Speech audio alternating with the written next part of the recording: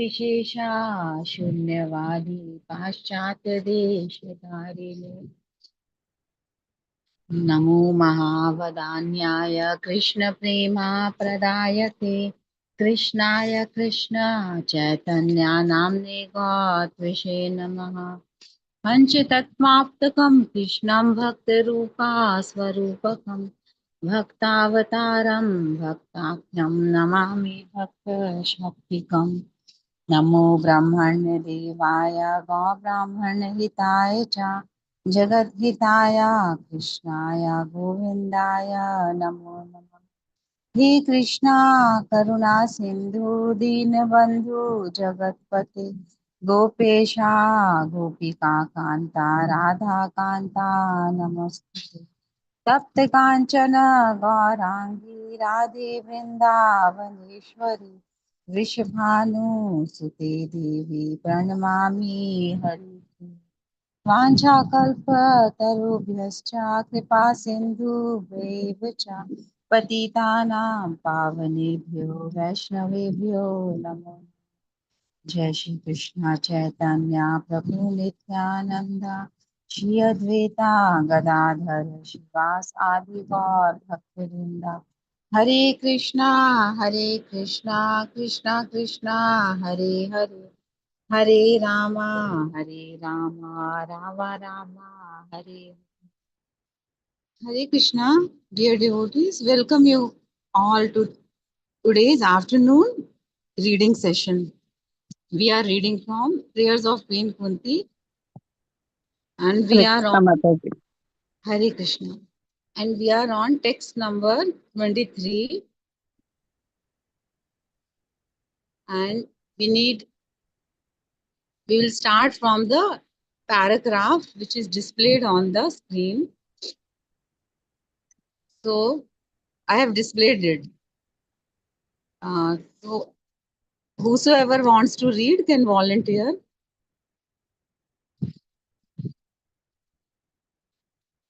Hare Krishna. Shall I read Mataji? Yes, Mataji.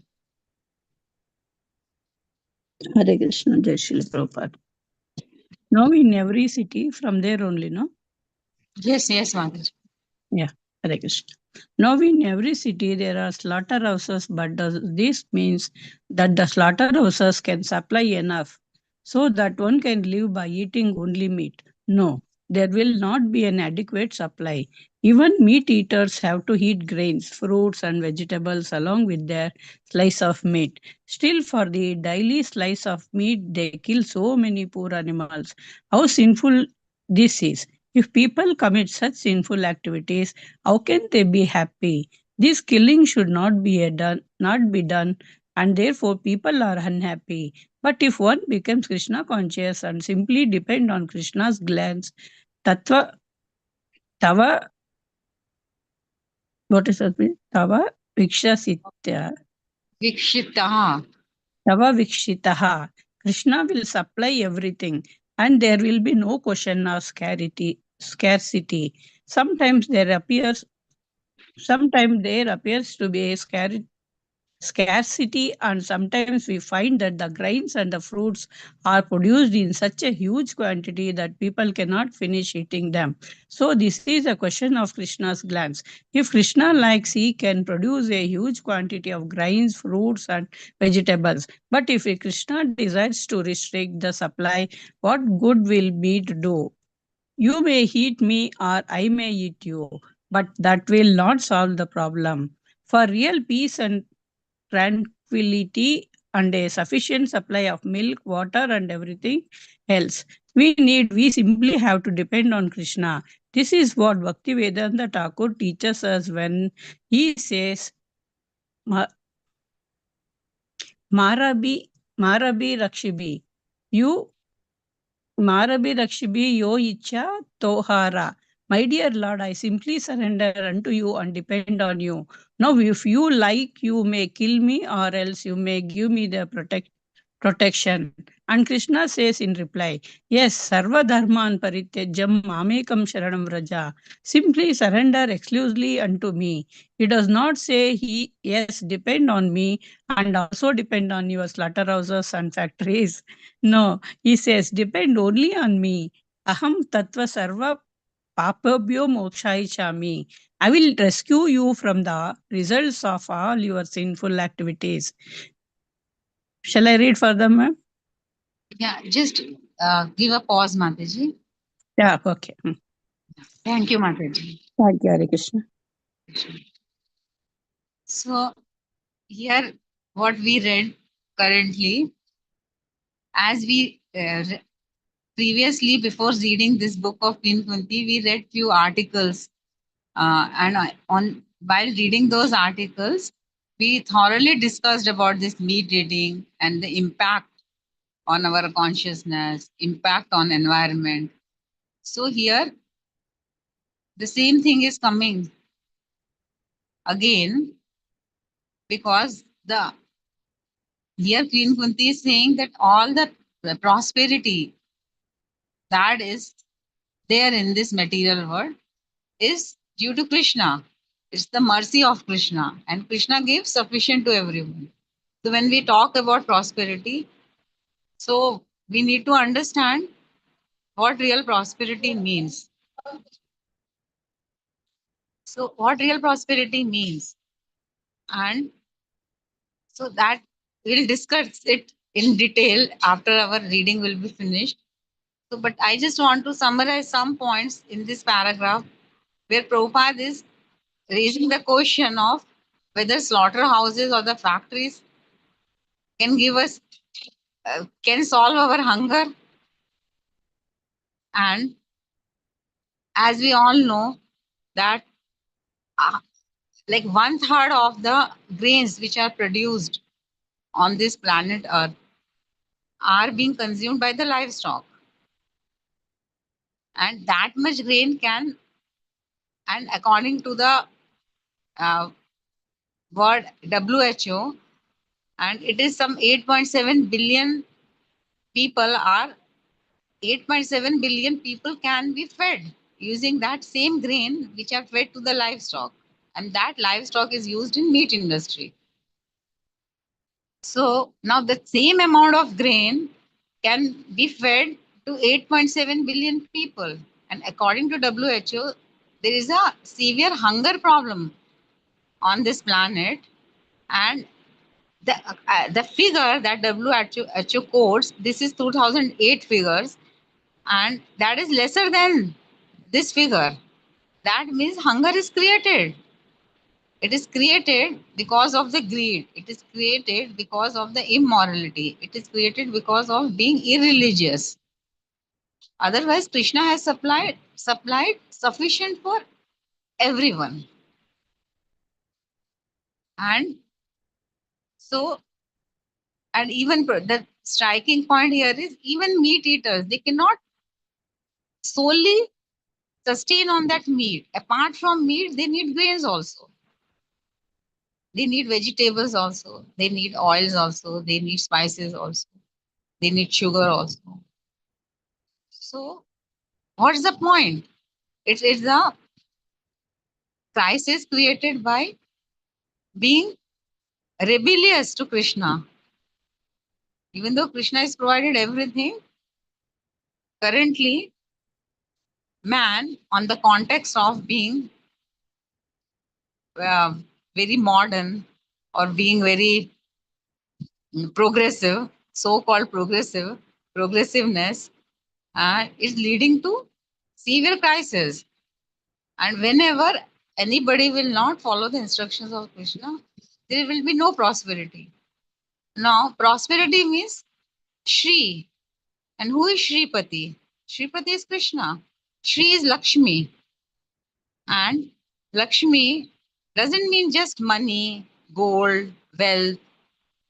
Lakshmi means when Lakshmi, the nature of Lakshmi is she's very flickering. She's very chanchal. She cannot stay at one place. But that same Lakshmi, when put in service of Krishna, She's unable to move from there. And anything, and if you have some prosperity and if it is constant, so that is the meaning of prosperity. If we have something but there is always a danger to lose it, so one will be fearful, one will not be satisfied. So everything, that means when we follow the order of Krishna, there will be prosperity. And what is order of Krishna? Krishna has given instructions, codes for everyone. The codes of for all species of life, starting from a insignificant ant till Brahma. Everyone has been in the Vedas, everything is being described. A tiger, a carnivore, is being that instinct is given to the carnivore animal to kill other animal and survive. So that means that is according to Krishna's laws. So tiger is not doing any sin by killing a deer. Similarly, for human beings, there is a code of law, there is a prescription, there is a way provided by Krishna, and we need to follow. And that is, and as we discussed in the previous verses, that the main occupational duty, the main prime dharma of this human life is self-realization. And Krishna says in Bhagavad Gita, and those who are saintly, they offer everything as a yagna to me, and then they consume. And those who just consume for their sense gratification, they are verily consuming sins. And because the purpose of this human life is self realization, that means we need to follow, we cannot follow sin. As we discussed last time, I think in the last Wednesday only, that if we keep committing sins, the laws of nature are very stringent and they are very impartial. So we cannot continue, we cannot pursue the goal of self realization. That is a prime dharma of this human life. So, and we have to take shelter of Krishna only to get out of sinful reactions. Krishna says that I'll take you out of the sinful reaction. You just abandon all the other religious activities, all the duties, and just surrender unto me. So Krishna is giving that assurity. So we cannot commit sin, and meat eating is gross sin. So, and it creates, because it's a sin, because it creates a, of course, apart from killing that animal, that that killing anybody is sinful. As we discussed last Wednesday, that even when unknowingly we kill an ant, unknowingly, when while cooking also, while bathing also, while grinding our food also, unknowingly we are killing millions and millions of other souls, other encaged souls in the bodies, different species of life, which we are unable to see with our even with our eyes. So we are incurring sins even while breathing also. So what? How to get out of those sinful reactions? By our own endeavor, we cannot. But meat eating is gross sin, because apart from causing severe pain to that particular animal which is being slaughtered, it is creating crisis, hunger for billions and billions of people. So how sinful it is! It is like a we call exponential. It is that type of activity. That activity it is itself is gross sin, but it incurs exponential sinful reactions. So definitely that's what Prabhupada is mentioning here. And this all scarcity, this all population rise, everything is created by not following the laws of the religion, the universal law that is being laid by Krishna, the Supreme Personality of God. So, so there is no overpopulation problem. And since my like our childhood, we have been listening. Oh, our country is fighting with the problem of overpopulation. But that's not the problem. Land is less, resources are less, people are more.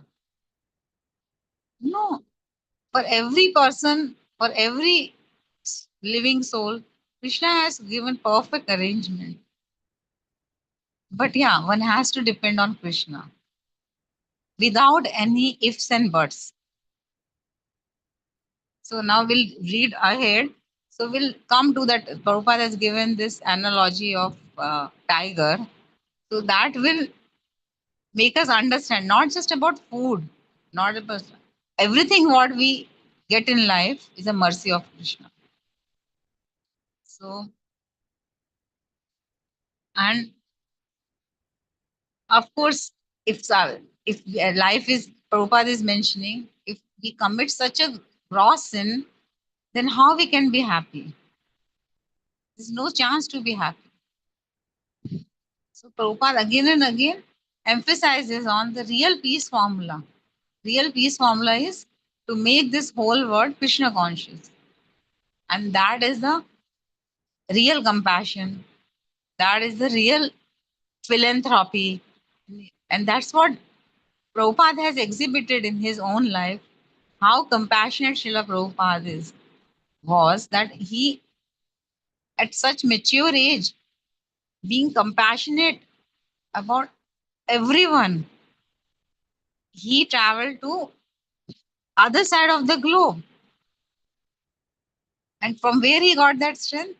On the strength of his spiritual master. And who is spiritual master? Spiritual master is a person, mercy of Krishna. He's representing Krishna. And when we follow the orders of spiritual master very scrutinizingly with obedience, we are following the instructions of Krishna. And then we can be Krishna conscious properly. So here the striking point which I liked in this paragraph, the Bhakti Vinod Thakur, this bhajan by Bhakti Vinod Thakur, this line Srila Prabhupada is quoted here, Mara bhi rakha bhi yo ichha tumhar. And this is the ultimate goal we have to reach. And in Shishta Ashtakam, the last out of that 8 verses, the last verse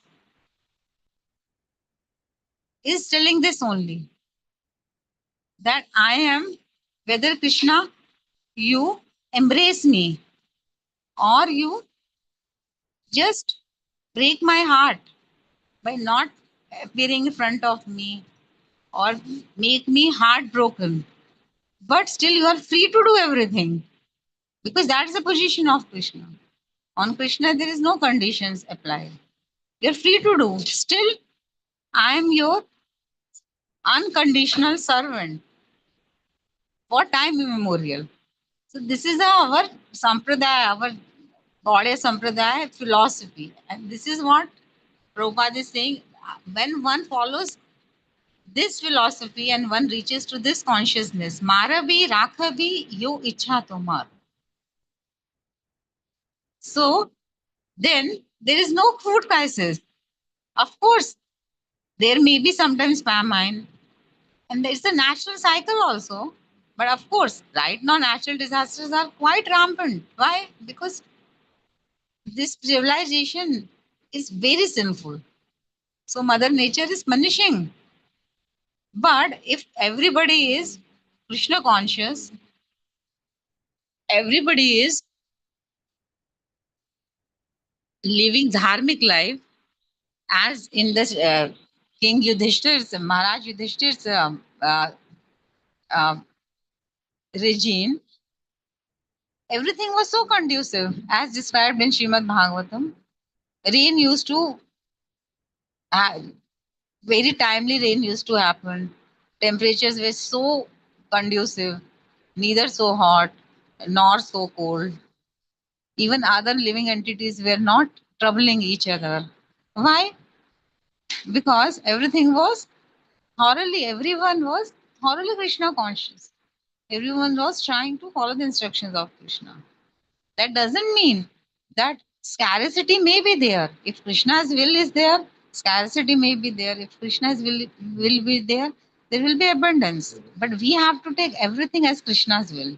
That's what Bhaktivinoda Thakur is saying. Maharabi, whether you kill me, whether you protect me, but that is your choice. That is Krishna's choice. This mode we need to inculcate. And then, and if you see at earlier times also, there was no, right now it's so artificially everything is available. Around the year, all the vegetables are available, mostly in metro cities. Around the year, sufficient quantity of milk is available, though although it might be adulterated. Anything you want, anything you can around the year you can cook anything, any cuisine that you would like to cook, all the ingredients mostly will be available. But that was not the case earlier. And what it, somebody may say this is a advancement. This is an advancement that we can get everything around the year. But are people healthy around right now? So, and cancer is most killing, and it's rampant, it's increasing. And now whether you, but earlier people used to eat local. Sometimes milk would be present, sometimes milk would not be present. And in all the civil, everywhere, the supply of milk was not so regular as much. Suppose I want to get 10 liters milk with a one click on my phone on an app, I can get 10 liters milk. But that was not the case. So people used to depend on the mercy of Krishna. Okay. Sometimes some cows are there. After feeding the calf, more milk cow will supply out of love. And that is the mercy of Krishna. Sometimes it may not be there. And people used to do fast. People used to do fasting was so prevalent earlier times. Now people are doing for health purpose. Deliberately people are fasting. Why? Now cancer can be controlled if you fast. Now there is a research going on. People are getting Nobel Prize. Japanese scientists got a Nobel Prize to find out this uh, process of autophagy. That when you fast, when you completely starve your body, then your body, your immune system, your cells starts eating his, on cellular level there will be cleansing. All the dead organs will be engulfed by the your immune system. All the cancer cells are will be engulfed by your own immune system, and you will not get cancer, or a cancer can be cured, or it can be managed. But our ancestors, they never used to eat so much. They used to naturally fast. They used to depend on the mercy of Krishna. There were festivals like Govardhan Puja, people used to celebrate. And during summer times, people used to manage things. Sometimes there is no harm in fasting also, and doing taking Krishna's name and fast. Like we observe Ekadashi and certain several Vaishnava festivals. So that we are doing, but that can be done. If some food is scarce, then it can be taken as Krishna's mercy. It will be good for our health also. Even medical science is saying that. So how it's on dot. What Kunti Maharani is saying, what Srila Prabhupada is explaining here, it's so on dot that everything that comes, if scarcity also there, if you have to stay hungry for some time, there's no harm. One should focus, not focus on, I should gratify my senses constantly, constantly. That's not required. Krishna is giving assurance, I'll take care of you. So we need, we should take it as it is, what Krishna is saying. We'll read ahead. I think, yeah. Hare Krishna. Anybody, please volunteer to read. Can I read, Mataji? Yes. Yes, Mataji, please read. One should not think that because no, sorry, Yeah, because we have to. because we Yeah. have lived so many years, right? Yes, yes. Because we have lived so many years without being Krishna conscious, We have lived only a sinful life, but Krishna assures us that as soon as one surrenders to him, he immediately squares all accounts and puts an end to all one's sinful activities so that one may begin a new life. Whenever we initiate disciples, we therefore tell them, now the account is squared. Now don't commit sinful activities anymore. One should not think that because the holy name of Krishna can nullify sinful activities, one may one may commit a little sinful activity and chant Hare Krishna to nullify it. That is the greatest offense. Namo balat yasya papa buddhi. The members of some religious orders go to church and confess their sins, but then they again commit the same sinful activities. What then is the value of their confession? One may confess, my Lord, out of my ignorance I committed this sin, but one should not plan, I shall commit sinful activities and then go to the church and confess them, and then the sins will be nullified. I I can begin a new chapter of sinful life. Similarly, one should not knowingly take advantage of the chanting of the Hare Krishna mantra to nullify sinful activities so that one may then begin sinful acts again. We should be very careful.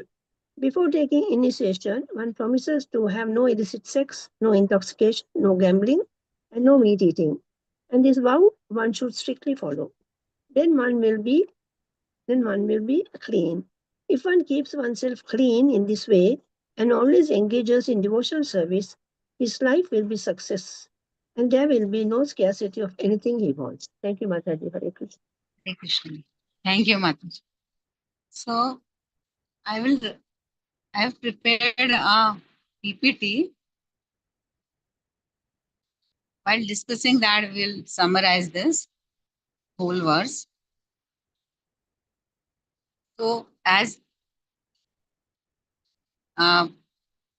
what Srila Prabhupada has given in the purport, what we have read, accordingly, the same things are being categorized in different headings.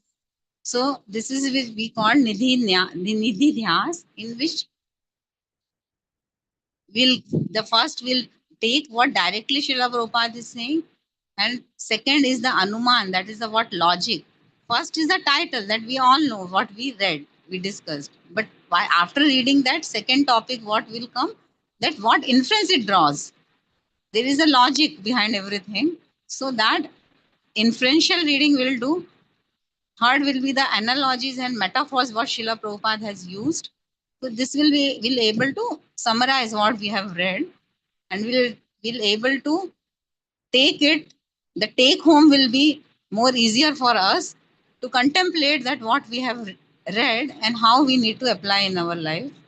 And then what shastras and from different like Srimad Bhagavatam, Bhagavad Gita, or other Upanishad which Srila Prabhupada has quoted, that is shastric references we'll discuss, we'll just mention, and then what will be the practical application.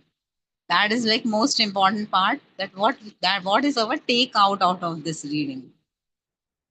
So this passage what we read today, it covers only what we read today. So the primary passage understudy what we have read, and this I'll read. This study note analyzes a passage in which Srila Prabhupada explains, number one, what that even the tiger is maintained by Krishna. Tiger is maintained, yeah. Everyone is maintained by Krishna. And we need to believe it.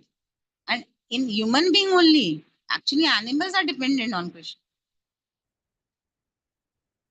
They never do any atyahar. They never make any bank balance.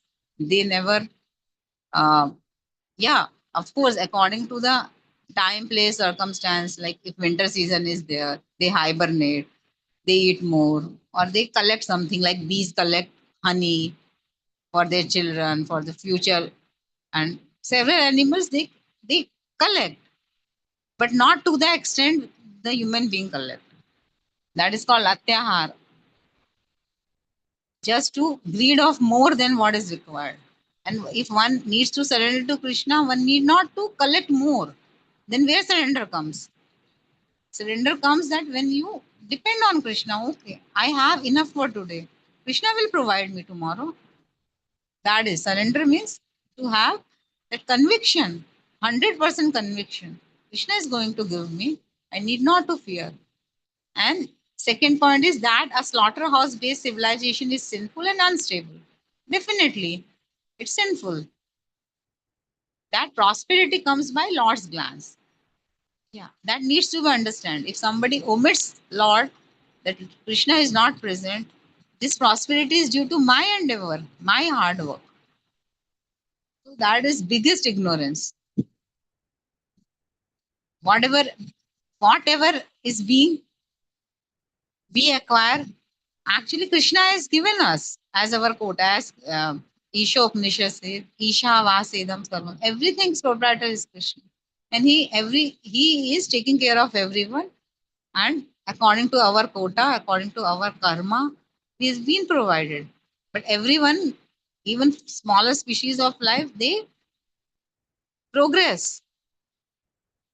But when one after 8,400,000 species of life transmigrating through so many species of life, one reaches to gets the human birth. And for that, so and ultimately everything is ascending towards self-realization. So it will never happen. A elephant will get a birth of a ant. Anyway, in animals there is no karma because they are completely acting according to the laws of nature. And the next we read that one must depend fully on Krishna because everything comes from Krishna. We have to depend on Krishna. We can't be independent, and that the chanting is not used as a license for repeated sins. So these are the main topics which we read today. And now in every topic there is a what we read. There are certain striking points, important points that gives us a direct meaning. So first direct point is Krishna is the real maintainer of all living beings. Krishna is real maintainer. If we cannot omit Krishna, we cannot say no. I'm working hard, and that's why I'm getting. So like tiger cannot say that it is my hard work that I able to predate on animal today. Tiger is not independent. Similarly, a human society is also not independent. Even the fierce carnivores survives only because Lord arranges its maintenance. The direct teaching is that all sustenance ultimately comes from Krishna. Everything comes from Krishna. Even somebody becomes studies from very prestigious university. Somebody may get a very prestigious degree from very number one business school, Wharton, or somebody can get a degree from MIT. One can think, oh, this is my hard work. No, that is ignorance. Actually, everything is given to you by Krishna. That intelligence is also given to us by Krishna. Second direct meaning, striking point is predatory power is not an idol for human life. It may be good for tiger, for lion, but human life is not meant for that. Human life is meant for self-realization. Means I am a servant of servant of servant of servant of servant of servant of a devotee of Krishna. I'm servant of Krishna. There is a point coming off to predate on others. Prabhupada overturns worldly admiration for tiger-like strength. Now, this word, godless civilization, everybody is survival of fittest. And people know one needs to be strong, one needs to be get your right. That is their civilization. But Prabhupada here overturns that. There is nothing because one may think if somebody is in humble state, one wants to say, I'm your servant. But in godless civilization, that is called considered as a weakness. So a tiger may be powerful, but it does not live in peace or ease. That's the such a beautiful uh, logic Srila Prabhupada has given. If a human has no other weapon or nothing is there, and a human cannot face a tiger. Nobody can compete with the tiger's power, tiger's muscle power, bodily strength. That is well known fact. But still, tiger is so powerful bodily. According to some extent, tiger is very powerful. But tiger lives in peace? No. In once in a week, after so much planning, tiger is able to predate on one animal. And that too it's very tiring task. And whole week or for 10 days, he survives on that whole dead body. He has to ration it. So even with power, peace doesn't come. Thus, material power without spiritual alignment is not desirable. Of course, material power is there and spiritual alignment is there. Then that's very good. Because with spiritual alignment, with the power of dharma, one will know how to use that material power. Otherwise, it will be disastrous. As what is happening. So many wars are going on currently.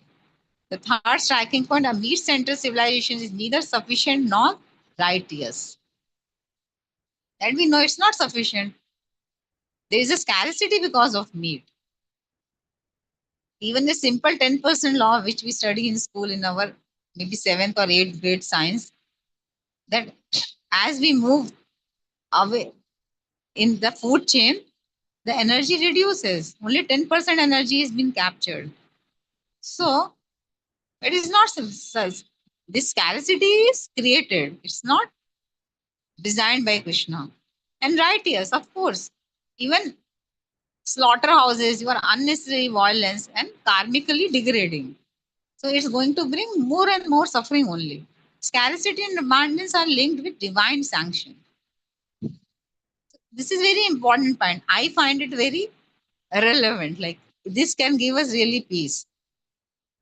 Scarcity can be of food, scarcity can be of anything. Suppose there are somebody gets a disease very young age. That person can feel why I'm having this. Of course, karma is there, but there's a scarcity of that person is not having that health. So one has to take it as Krishna's sanction. It's a divine sanction. That question why I'm suffering, why I don't have this, why other person is having. But when we understand this, this is divine sanction and we have to take it. There is a good for me. Krishna is saying this. I'll take care of you. So this passage does not reduce food production to economics alone.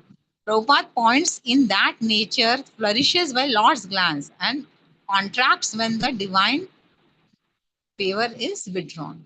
If sins are being increased, there will be famine. Earth will not produce enough grains.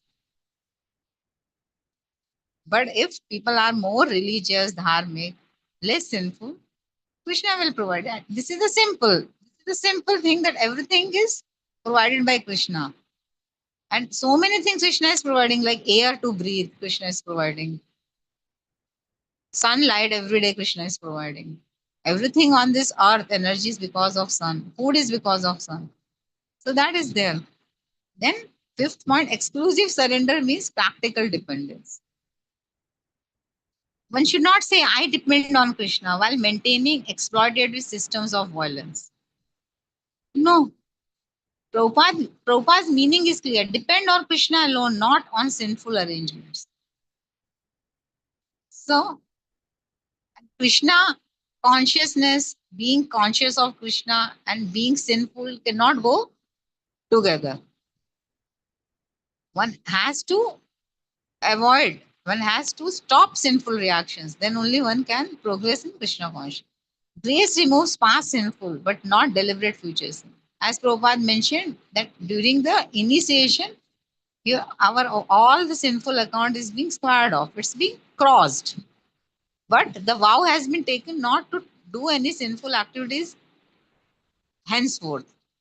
The four regulative principles, not doing that aparadhas, any type of aparadham, aparadham, aparad, is being strictly prohibited. And then chanting the holy names. So that point has been, we can see from this reading. Then regulative principles protect the sincerity of. It's important because these are this all four regulative principles. If one is not serious about following it, then we are bound to commit gross sins. And that involuntary sins also what we are committing while cooking, while walking. But if we are conscious of Krishna, if we are offering our food to Krishna, if we are dovetailing everything what we have, all our activities, then it becomes from karma, vikarma to akarma, as Krishna explains in Bhagavad Gita. That is the only way. So these are the direct points which we got from this passage. Now, the various analogies and metaphors Srila Prabhupada used, the tiger analogy.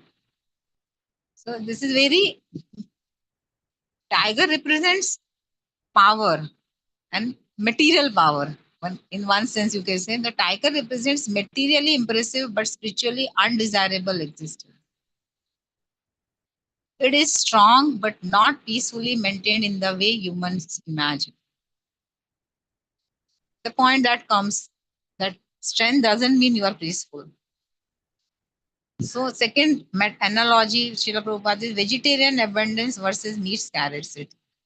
This contrast functions as an analogy between a civilization aligned with natural God given provision and a civilization built on violence and artificial demand. This Srila Prabhupada mentioned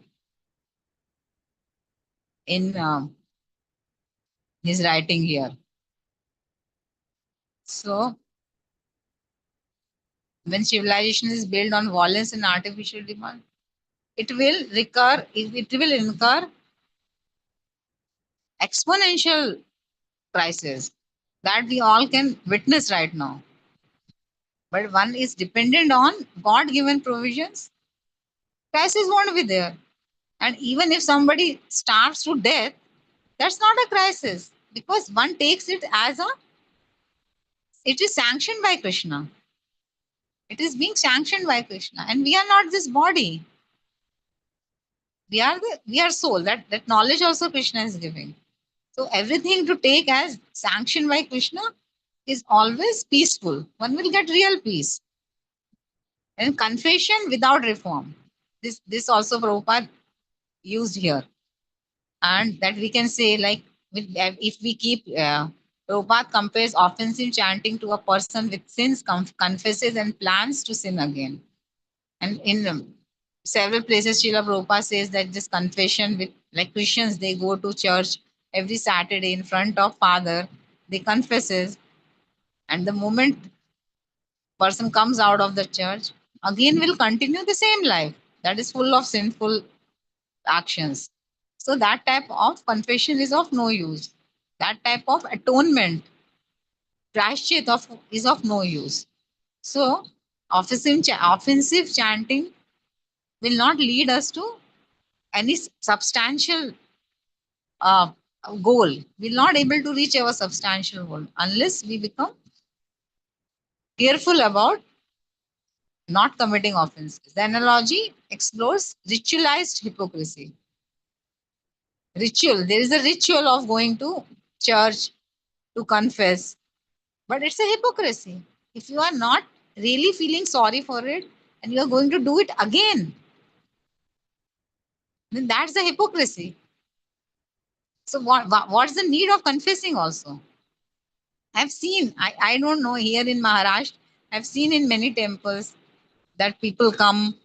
I've seen many people, they uh, hold their ears and then they do up and down like get taking punishment in front of deity. It is like that.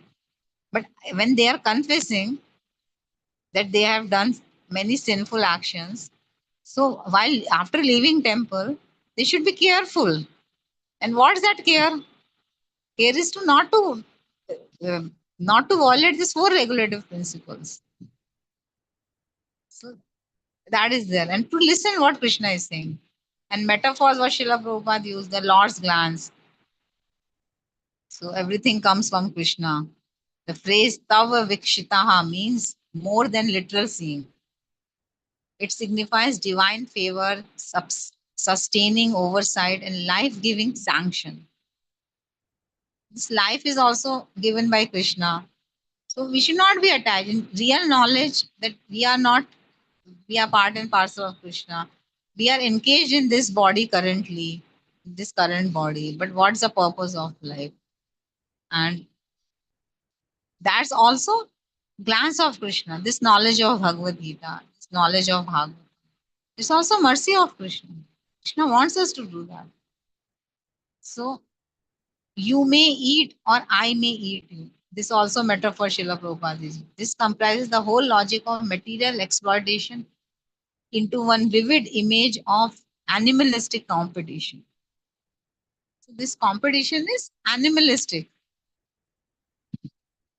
This one need to be like that.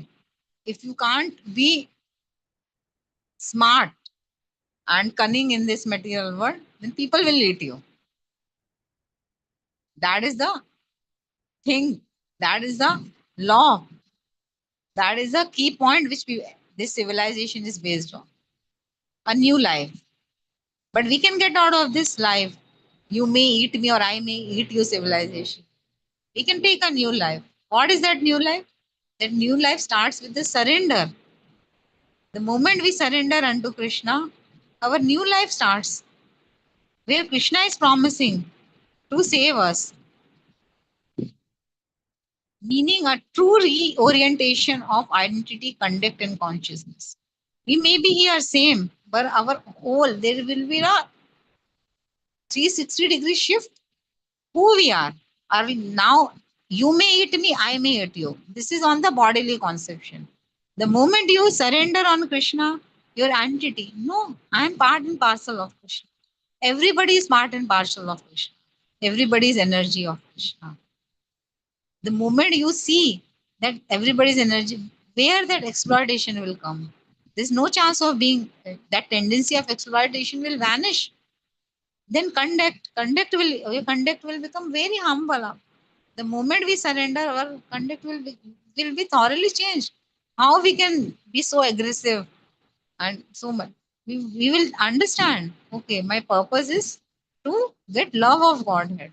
Whatever comes, even if somebody comes and snatches what I have, but Krishna is there. That is Krishna's will. Let me take it. And our, of course, consciousness will change. Earlier consciousness is full of lust, anger, greed, hypocrisy.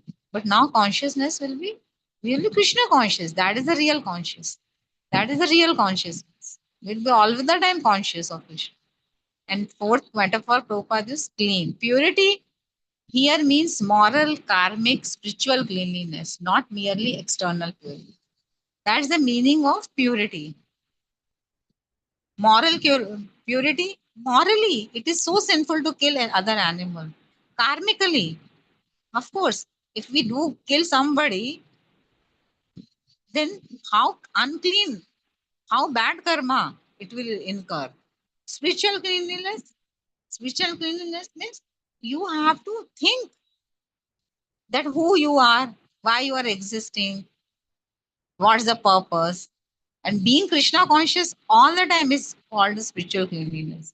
And then, of course, external purity is needed, but only external purity and all this purity is lacking. Some may be a very good philanthropist, environmentalist, but maybe a meat eater.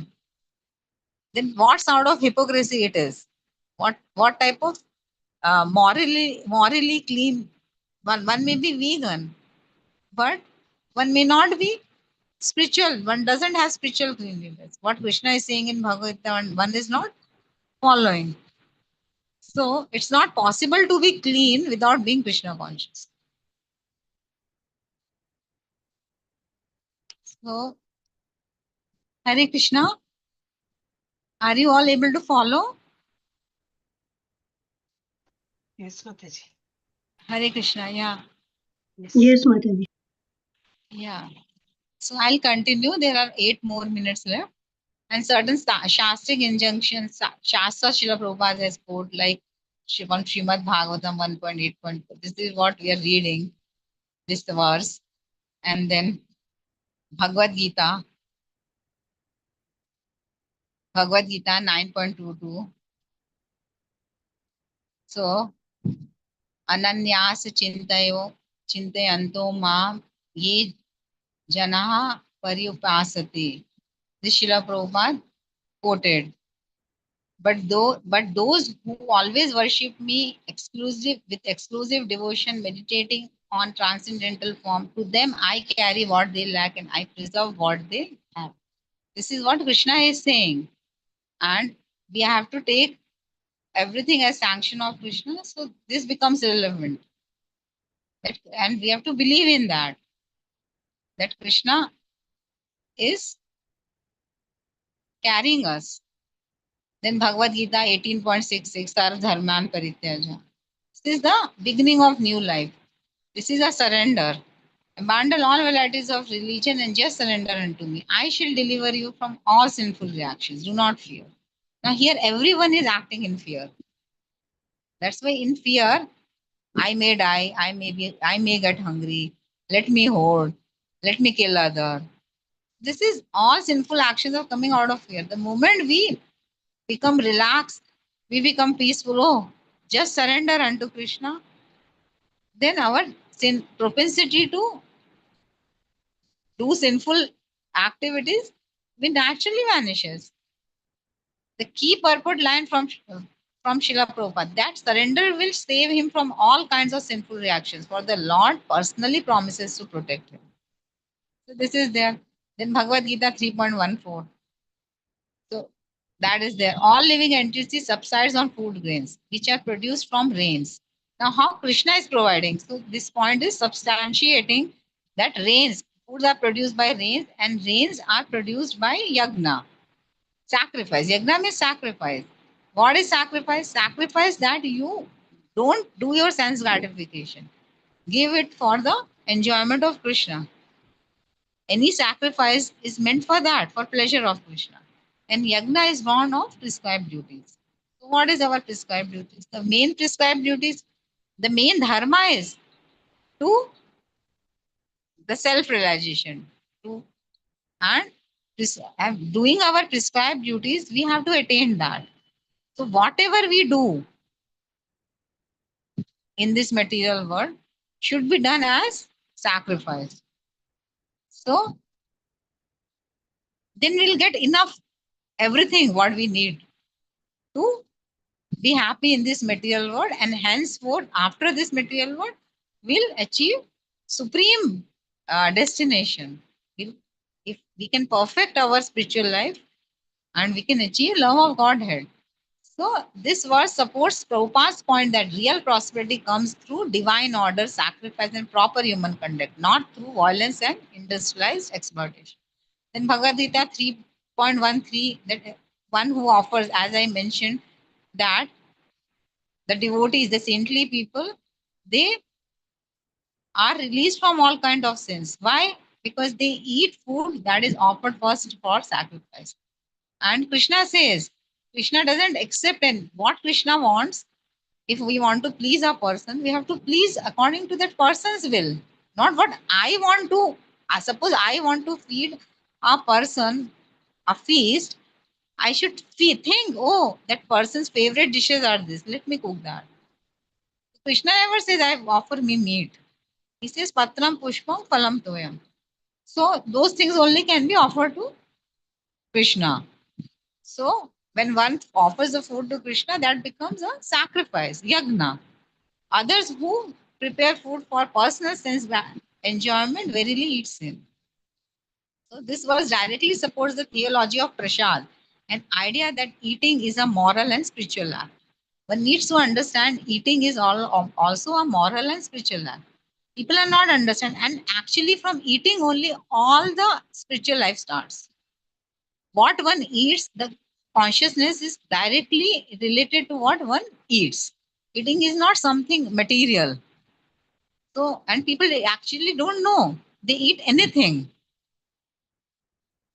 Anything, ingredients are anything, it's cooked by anything in any way. That's why food should be uh, morally sound. It should not be based on exploitation. And of course, even non-exploited food like vegetables, grains, there also we are, so many sins are being incurred. So many organisms are there in soil while plowing. So many organisms, so many insects, so many animals are being killed. So that vegetarianism doesn't mean you become sinless. That needs also be offered to Krishna. Then Bhagavad Gita 5.2. The sages, knowing me as the ultimate enjoyer of all sacrifice and austerity, the supreme lord of all planets and demigods, and the benefactor and well-wisher of all living entities, attain peace from the pangs of material misery. This verse says how to get out of the pangs. That means by living life as a sacrifice. On the offense of sinning on the strength of chanting, Prabhupada quoted Namno Balad Yassehi Papa Kunti. Committing sinful activity on strength of chanting a holy name is one of the offense unto the holy name.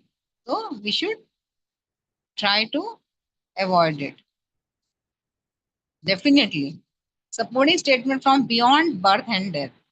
The holy body, the body must be considered as a diseased condition. So in book Beyond Birth and Death, chapter 1. This deepens the passage logic. Human life is not meant for expanding bodily demands, but for curing the disease of bodily consciousness through Krishna consciousness. If we are having material body, that itself is a sign that we are in disease condition. And one should get out of the disease, not increase. That is not rational. That is insane to increase. If you are having some disease and you have to follow the prescription to get out of that disease instead of increasing it. So I'm just about to end. I'll read this practical application. Honor food as prasad. Now, how we can do that? We should honor food as prasad. Reject unnecessary violence. Some violence is being going through. If I'm walking and some ant comes under my feet, I could not avoid that. But of course, if I'm conscious of Krishna, Krishna will take that. But voluntary, knowingly, we should not commit violence. Like avoid meat eating not only as an ethical choice, but as a direct expression of obedience to divine arrangement. Depend on Krishna in practical life. This is what we can get. Work responsibly, but do not place ultimate trust in exploitatively economic systems, industrialization, or violence. Ultimately, we have to understand. Of course, we have to work in this material world, but we need to understand that actually we are dependent on Krishna. Do not misuse spiritual practice. Never think, I will commit sin and chant later. This is one of the greatest dangers in devotional life. Follow the four regulative principles seriously. They, what are these? No illicit sex, no intoxication, no gambling, no meeting. These are not merely restrictions, they are supports of clean consciousness. When we need to develop, we need to be Krishna conscious. When we desire to be Krishna conscious, then we have to understand that in a clean place only Krishna can reside. How temple is clean? How if we keep committing all these things, we won't be conscious of Krishna. We're conscious of other things only. Read prosperity theologically, not merely materially. We have to understand what prosperity really means. Abundance should produce gratitude. If abundance is there, somebody is very rich. One should develop what? If somebody is on right path is no other path. It's just being Krishna conscious. This process of devotional service is only one and only right path. Then that is a check. If you are having abundance according to your karma, but you will develop gratitude. And if scarcity is there, then humility and surrender will come. So this is a check. If I'm in scarcity, if I'm developing humility, I'm developing surrender on Krishna, then I'm on right path. Then build a culture of bhakti. Encourage kirtan, prasad distribution, cow protection, simple living, spiritual hearing, and service-centered community life. And these all things how to do by building this culture of bhakti. In that way, we can put all these Srila Prabhupada's sayings and understanding in our life. Hare Krishna. So I'm done for today. If anybody wants to add some point or some suggestions or some questions, you're welcome. We can take 1 more minute, or otherwise we'll end the class here. It's already 3 minutes past 3.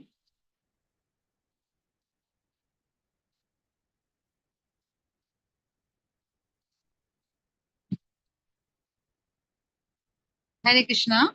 Shall I end the class now? Thank you very much for joining this reading session. And thank you very much for giving all of you. Thank you very much to all of you for giving your association. वाञ्छा कल्पतरुभ्यश्च कृपा सिन्धुभ्य एव च पतितानां पावनेभ्यो वैष्णवेभ्यो नमो नमः। समस्त कोटि वैष्णव वृंद की जय। शिला प्रभुपाद की जय।